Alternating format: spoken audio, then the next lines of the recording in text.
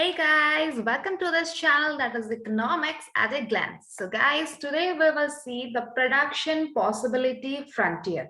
Okay, last lecture we have covered the isoquant, which is a factor-factor relationship. Now this production possibility frontier is a product and product relationship. Well, if you still have not seen the factor-product, factor-factor and product-product lecture, you can see in the lecture series I have added in the playlist of production economics. Okay, so today we will see the production possibility frontier. Let's get started, guys. So first, see, this is a production possibility curve, which we used to call production possibility frontier. See, this is the basic graph, okay? And the shape of this graph is concave and downward sloping. Well, why we will discuss, but for the time being, remember the shape of the production possibility curve is concave and downward sloping. See here, the shape of this PPC curve is downward sloping and concave. Okay, so this is your production possibility curve, right? Now you can see some of the points here, different colored points here, blue, here black, here red. Well, they have their individual significance. Now let me tell you, for an example, you have one field, right? Using that field, you have to produce capital goods as well as agricultural goods, okay? So your input is limited, that is only one field. Using that input, how much you can produce capital good, how much you can produce agricultural good, okay? Not exactly how much, what amount of capital good you will produce, what amount of agricultural good you will produce. So it's a combination between two outputs. That's why product and product combination. Fine. Okay. Now coming to this points. See, this blue colored points on the PPC curve, lying on the curve, that shows, see here, the full utilization of the resources. Okay. So the points lying on the curve denotes that you are utilizing your resources fully. Okay. So now coming to this 2 point, this red colored points, what they will signify? They will signify that you have resources, but you are underutilizing it. See, underutilization of resources. You have the resources, but you don't know how to utilize them fully. Okay, well, in which case it can happen in the developing economy. Like for India, we have ample amount of resources, but we don't know how to use it properly.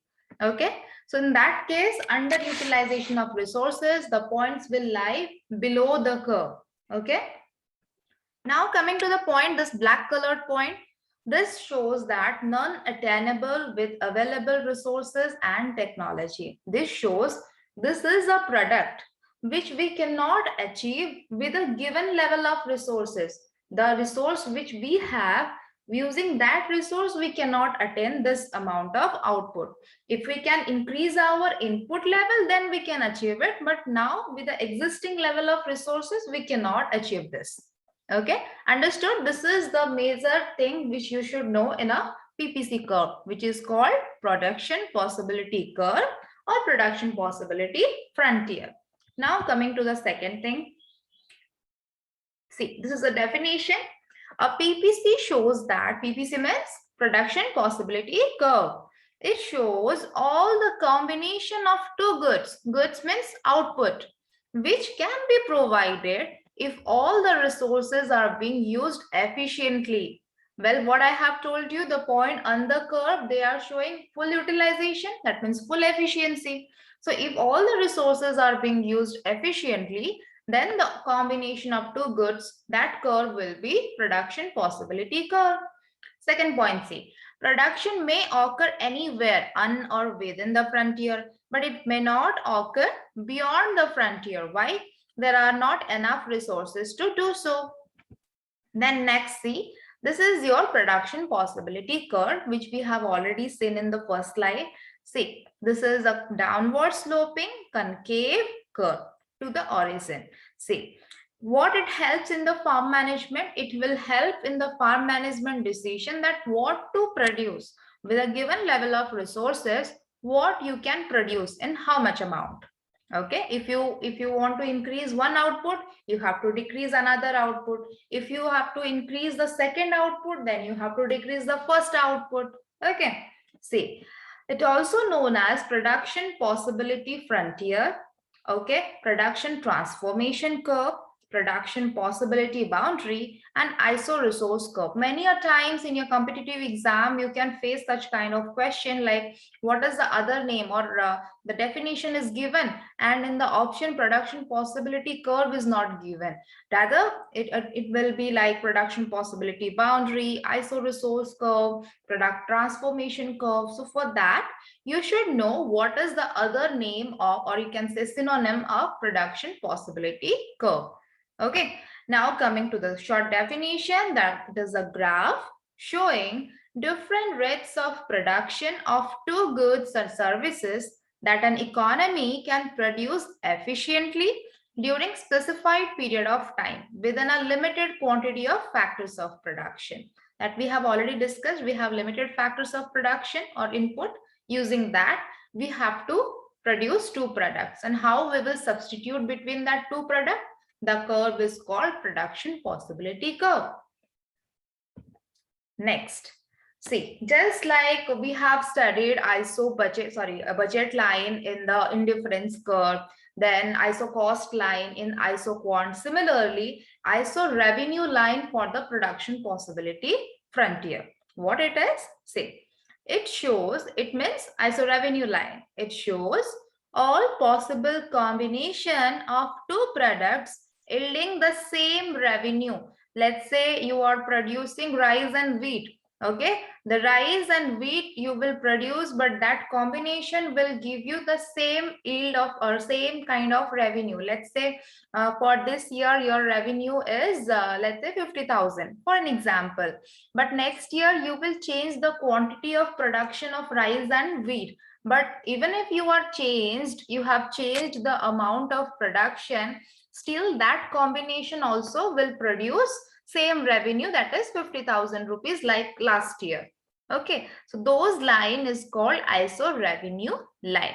It is also called equal revenue line.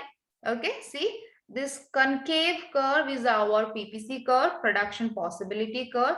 These straight lines you have seen here, straight lines R1, R2, R3, R4, these are ISO revenue line. Okay, now the same thing, where we can get the equilibrium point. See, the equilibrium, the same concept for indifference curve we have studied, iso quant we have studied, same thing. The point of tangency between the iso revenue line and the PPC curve, that will be the equilibrium point. Well, where we can get this tangency point, or where we can get this equilibrium point? Well, this ISO, there are so many ISO revenue lines, see R1, R2, R3, R4. The ISO revenue line which just touches the surface of PPC curve. See, R4 just touches the surface of PPC curve. And at that point, remember, the slope of the PPC curve will be equal to the slope of ISO revenue line. See here, the equilibrium attained at a point where the slope of PPC will be equal to slope of ISO revenue line. Okay, well, what is the slope of PPC? I have already discussed in the first lecture. It will be, yes, MRPS, marginal rate of product substitution. In case of ISO quant, what we have studied? MRTS, marginal rate of technical substitution. But here it will be marginal rate of product substitution. And what is the slope of ISO revenue line? It will be inverse price ratio, just like the budget line and ISO cost line. Okay. So at this point of tangency, your MRPS, which is the slope of MPC, that will be equal to inverse price ratio, that is slope of ISO revenue line. And this point we can consider our equilibrium point. Now we will see productive efficiency. Well, we have already discussed this, but still, see, the PPF is drawn on the assumption that all the resources are fully and efficiently employed, right? So therefore, any point on the PPF shows efficient production.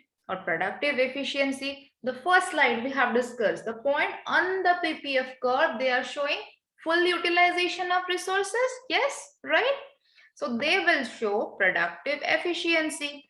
Then second thing, any point inside the PPF, it will show unemployed resources. That means there are resources, but we cannot use that. We are not using it properly. Then thirdly, any point outside the PPF, it is currently unobtainable. That means with current existing resources, we cannot attain that amount of product. Let me show you again that one. Just a minute. Yes, this one. I have told you on the curve means productive efficiency, full utilization of resources. Outside the curve means not attainable. We cannot attain this amount, this level of product with given resources. And this below the curve point shows that we have the resource, but we are not utilizing it properly. Okay, underutilization of the resources. So these 3 points clearly defines there. Now coming to the graphical explanation. See, here the same PPC curve, point X. See, this point X is possible to achieve, but represents a point where some resources are not being used efficiently. We have ample amount of resources, but in this point, we are not using some resources efficiently. Example, like unemployed workers. We have so many workers, but still some workers are unemployed. That means we don't know how to make all the workers employed, right? And the factories remaining idle, then production inefficiently organized. So we are not satisfying as many of our wants as possible. Inefficient production means not all the resources are being fully employed. It is still possible to increase the production of both the goods. Yes, see, in this point, still we can increase the production of both the goods, consumer goods and capital goods, right? So this could occur during a period of recession or depression or simply in a developing country like our country, India. Okay.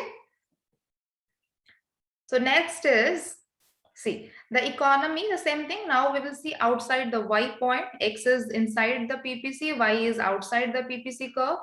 So the economy cannot produce at Y or anywhere outside the PPC. Why?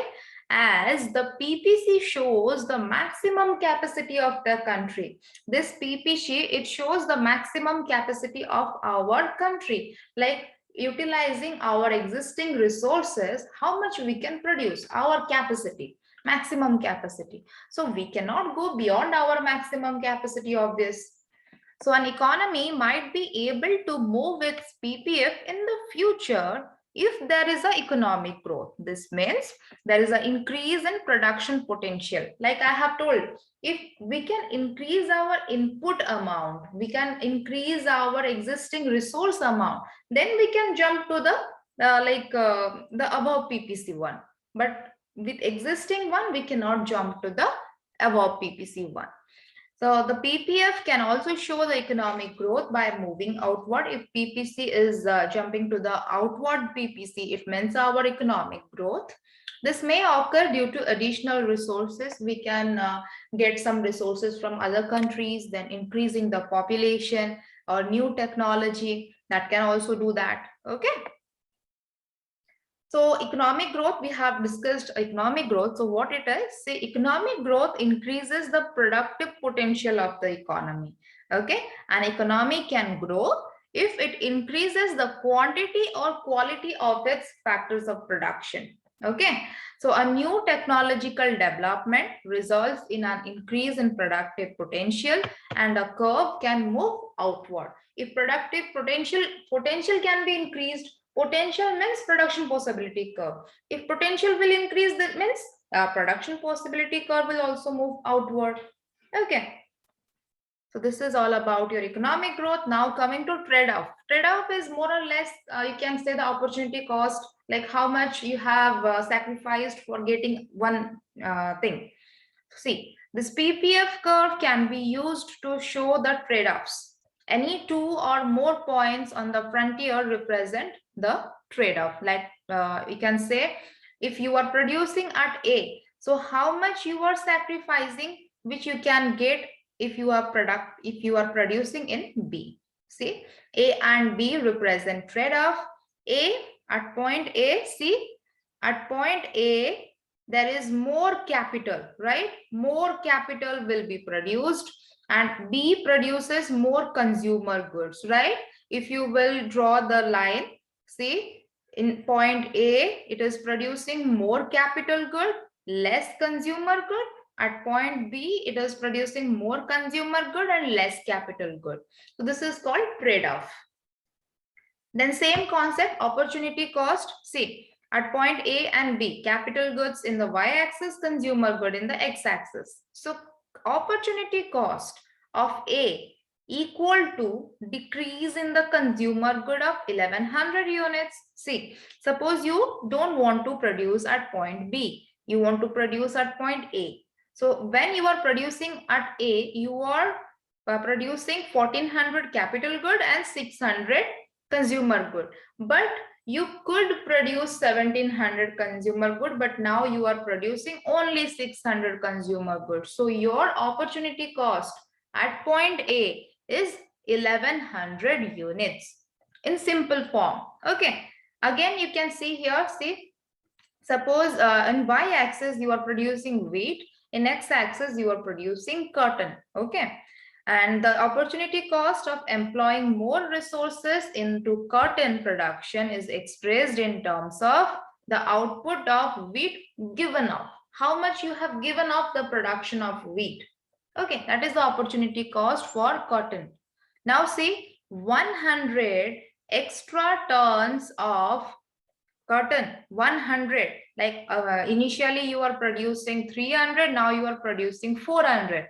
So this 100 extra tons of cotton involves sacrificing 40 tons of wheat. Like initially when you are producing 300 cotton, you were producing 200 wheat, but as you have increased 100 units of or 100 tons of cotton, you have sacrificed 40 tons of wheat. See, for the point B, the wheat has been decreased due to increase in cotton. So how much decrease? 40 ton. So 100 extra ton of cotton needs the sacrifice of less reduction in 40 tons of wheat. So what is the opportunity cost? It is 40 divided by 100. That is 4/10 of a ton of wheat for each extra unit or extra ton of cotton. So we can say each extra tons of cotton is having an opportunity cost of 4/10 of a ton of wheat. Okay, understood all of you? Yes. So now coming to the comprehensive view. See, any point on the graph, a graph means PPC curve, which shows how much of both of the good being produced. Then coming to the efficiency, it is shown by whether the point is on the curve, that means efficient, or within the curve, inefficient. Then trade-offs. Trade-offs, they are shown by any 2 points on the curve. Then opportunity cost we have studied. It is shown by the decrease in one good when the other good is increased. And the last one, that is growth, it is shown by the frontier moving outward. So this is all about this PPC curve. Read properly. If you have any doubt at any point, you can mention in the comment box. I'm there to help you guys. Very soon we will come with our next video of production economics. Till then, stay with my channel and don't forget to like and subscribe my channel. Thank you.